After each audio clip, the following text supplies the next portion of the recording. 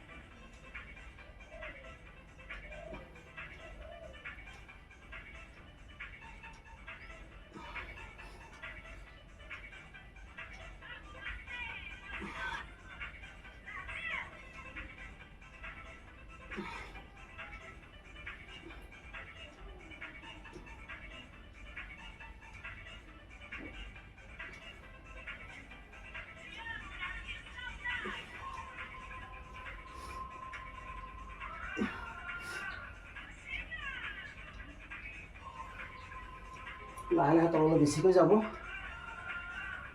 যাতে আমাৰ টোনটো বেছি হয়, বডি টোনটো।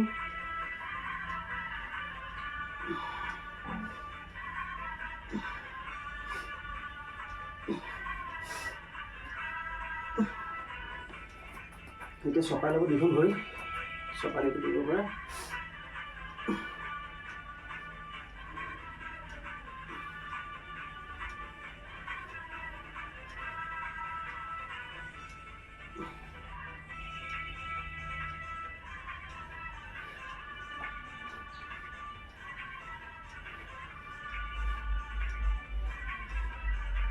প্ৰায় 60 টাইম কৰিব।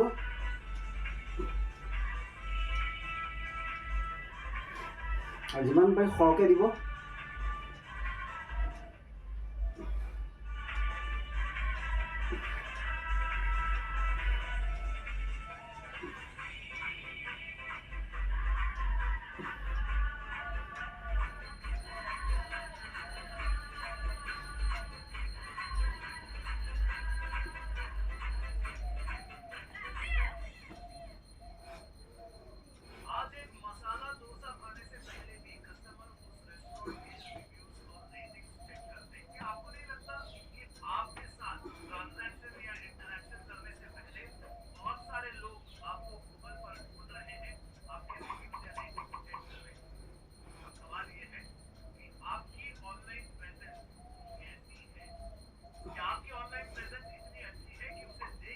ধন্যবাদ। এনেকৈ ডেইলি কৰিব। ডেইলি কৰিলে মোটামুটি ডেইলি 60 বাৰ কৰিব, দুইটা ব্যায়ামত। এনেকৈ যদি এসপ্তাহ কৰে তেতিয়াহ'লে ৱেট লছ হ'ব, লগতে ফিটনেছ বাঢ়িব আৰু ভাগৰ দূৰ হ'ব আৰু এনাৰ্জি পূৰা একদম আহিব বডিত, আৰু বডি স্লিম হ'ব। গতিকে এইখিনিয়ে, গতিকে সকলোৱে কৰক, নিশ্চয় লাভৱান হ'ব, একদম 100% চিয়'ৰ। ধন্যবাদ।